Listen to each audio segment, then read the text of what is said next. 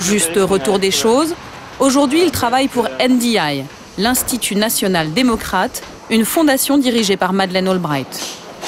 Pour ces élections, c'est lui qui est chargé de recruter des observateurs indépendants. Ce matin, il fait une dernière réunion. Les autres observateurs attendent de vous que vous soyez des leaders. Ils attendent que ce soit vous qui posiez des questions lorsqu'il y aura des infractions dans les bureaux de vote. Soyez actifs, surtout les jeunes. Vous êtes l'avant-garde. J'espère que j'ai été convaincant. De son bureau, Edil est aux premières loges. Il sait que chaque élection est une chance à saisir. Là, c'est la place centrale. Bien sûr, il n'y a pas encore des milliers de personnes sur la place. Mais peut-être que ça arrivera un jour.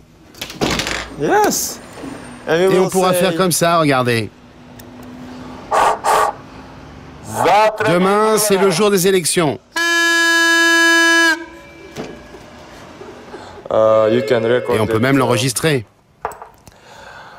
Demain, c'est le jour des élections. Venez tous voter. Regardez.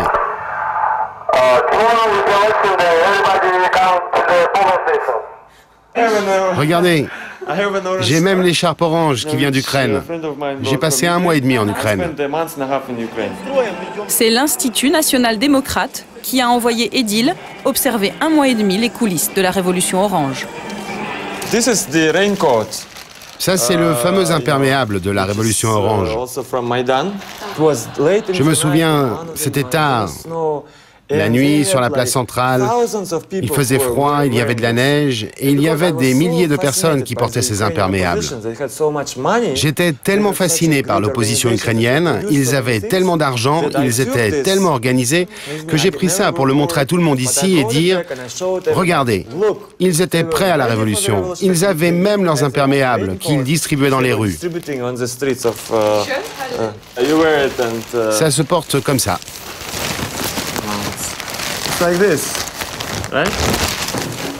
Cette logistique, ces moyens financiers illimités sont bien sûr essentiellement américains. Près de 60 millions de dollars ont été dépensés l'année des élections en Ukraine.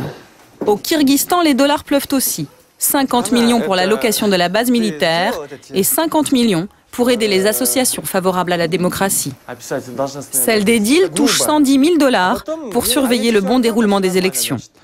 Alors forcément, à la une du journal que publie l'association, on sait être reconnaissant. Là, c'est le discours de Bush le jour de son investiture. Vous savez, ici, on est partagé sur George Bush. C'est pas mon président préféré. Mais quand un président américain dit que tous ceux qui vivent sous la tyrannie sachent que les États-Unis ne vous oublieront jamais, que jamais nous ne pardonnerons aux dictateurs, et que le jour où vous vous lèverez pour défendre votre liberté, nous serons avec vous, eh bien là, on le met en première page, parce que c'est important. On mérite notre liberté. Nous avons voulu voir à quoi ressemblaient ces Américains qui exportent la démocratie dans les coins les plus improbables de la planète. Pour les rencontrer, il faut aller dans un autre lieu tout aussi improbable, le golfe de Bishkek, la capitale kirghize. Autour de cette table, les représentants des principales organisations américaines présentes sur place. Mike Stone, 52 ans, ancien journaliste, dirige l'association Freedom House chargée de défendre la liberté de la presse. Brian Campbell, 48 ans, 15 ans de Kyrgyzstan, dirige le bureau de USAID, spécialiste dans l'aide au développement.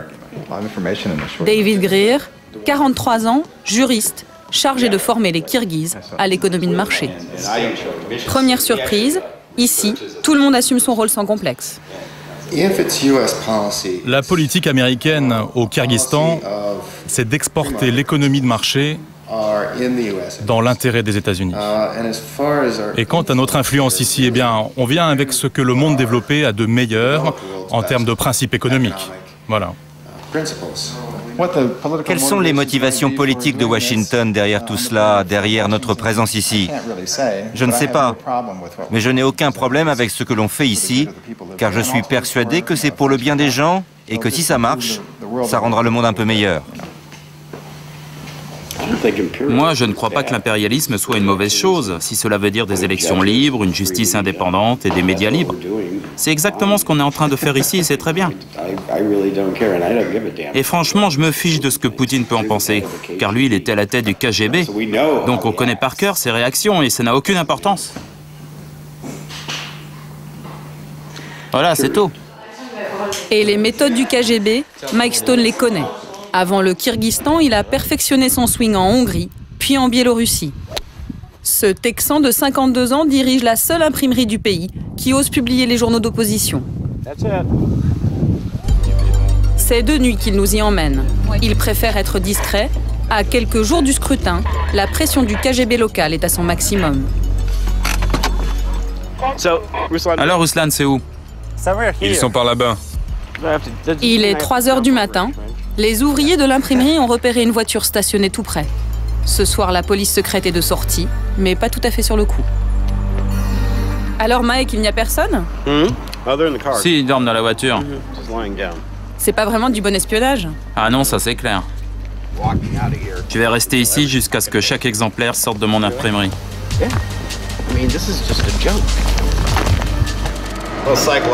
Tout ça, c'est de la guerre psychologique. T'inquiète. Si ça continue, je vais leur mettre de la musique country à fond. Tu sais, du Hank Williams. Jusqu'à ce qu'ils craquent et qu'ils décarpissent. Je suis sérieux, c'est comme ça qu'on a fait au Panama. On passait du rock devant le palais présidentiel jusqu'à ce que Noriega se rende. Vous vous souvenez? C'est ici que Mike et son association Freedom House impriment les 6 journaux d'opposition du pays. Avant son arrivée, il dépendait entièrement du bon vouloir du pouvoir. Dans l'imprimerie, le ton est tout de suite donné. Sur les murs, un message d'encouragement du peuple américain au peuple kirghize. Et sur les rotatives, un petit rappel du nom du généreux donateur, le département d'État américain chargé de la démocratie, du travail et des droits de l'homme. Tout un programme. Mais depuis 10 jours, le gouvernement kirghize a privé l'imprimerie de courant à cause de cette une. Ça, c'est la fameuse une. On peut lire la maison que le président Akayev s'est fait construire.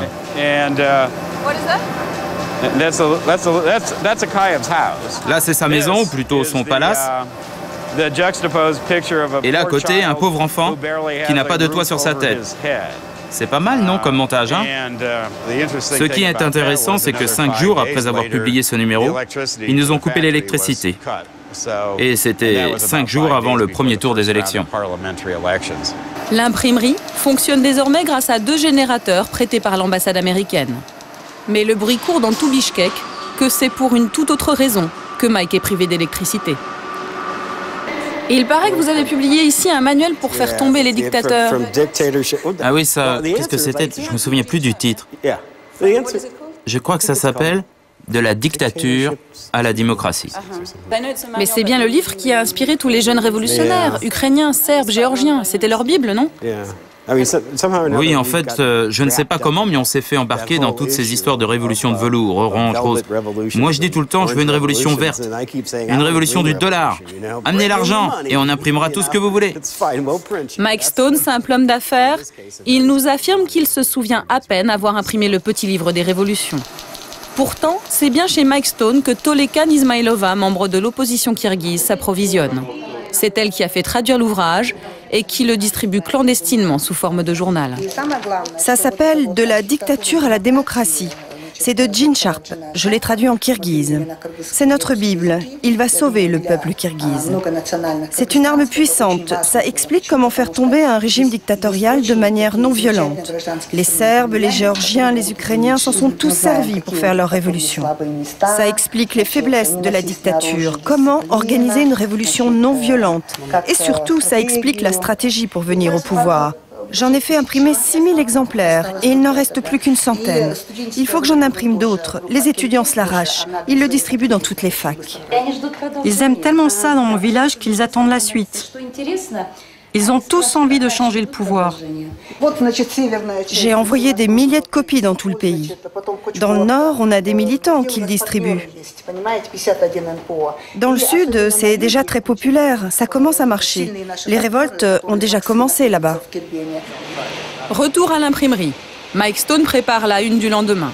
Une première page encore très politique qui ne va pas arranger ses relations avec les autorités.